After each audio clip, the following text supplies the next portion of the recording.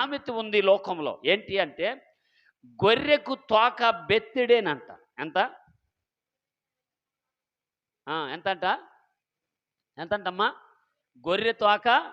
దేనికి ఈ ఉపమానాన్ని చెప్పారు పెద్దలంటే, అది ఉదయం నుంచి సాయంత్రం దాకా పరిగెత్తి, పరిగెత్తి మేస్తదంట గెడ్డిని. ఏం చేద్ది?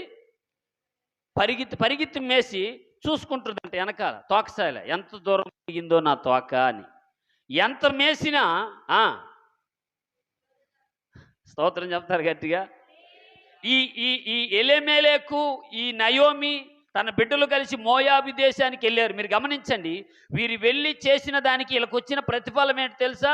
నయోమికి భర్త లేడు, ఇద్దరు మగబిడ్డలు చనిపోయారు.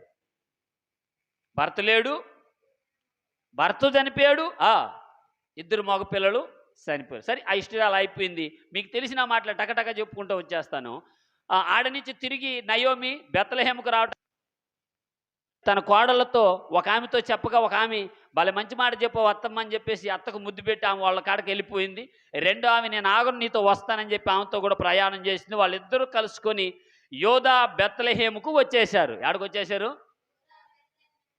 హల్లెలూయా. ఇంకా ఆడికి వచ్చిన తర్వాత కోడలు విధవరాలు, అత్త విధవరాలు. బాగా గమనించాలి. కోడలు, అత్త విధవరాలు కనుక వాళ్ళకి పోషణ జరగాలి కాబట్టి, ఇంకా గడవాలి కదా కుటుంబం. అందుకని ఏదో ఒక పొలంలో పరిగేరుకునే ఆలోచనలు వాళ్ళు ఉన్నాగా, వాళ్ళు వెళ్ళిన సీజను గోధుమలు యావాలు కోత కాలము. చెప్పండి ఏంటట? కోత కాలము. ఆ కాలాన్ని వీళ్ళు వెళ్ళారు. చక్కగా ఏదో ఒక పొలంలో పోయి ఏరుకోరా అమ్మ అని అత్త చెప్పింది. కోడలు కూడా ప్రయాణం అయ్యి వెళ్ళింది. మీరు గమనించండి, ఆ వెళ్ళిన భూభాగము బోయాజు అనే ఒక మంచి వ్యక్తి పొలము. స్తోత్రం. ఈమె వెళ్ళింది చక్కగా ఆ పనోళ్ళ దగ్గర వెనకాలండి ఏరుకుంది. సాయంత్రం దాకా తూమెడు యావాలు దొరికాయంట ఆమెకి. సాయంత్రంలోకి ఏరుకొని వాటిలన్నిటిని నలుపుకుంటే తూముడి యావాలు దొరికినాయి అని రాయబడి ఉంది. వాటిని ఎత్తుకొని నేరుగా అత్తకాడకు వచ్చింది. అత్త కోడలు ఇద్దరు తృప్తిగా తిన్నారు. మిగిలిన వాటిని దాచుకున్నారు. ఇంకా మాట్లాడటం మొదలుపెట్టాడు. ఏ పొలంలో ఏరుకొచ్చావమ్మాయి? ఎక్కడేరా అంటే, నేను పలానా దగ్గరికి వెళ్ళాను. ఆ పొలము యజమానుడి పేరు ఇదిగో బోయాజట, నాకు తెలియదు అనిందాన్ని. అంటే ఆ నయోమి అనబడిన అత్త అంటుంది 20వ వాక్యం ఏమంటుంది?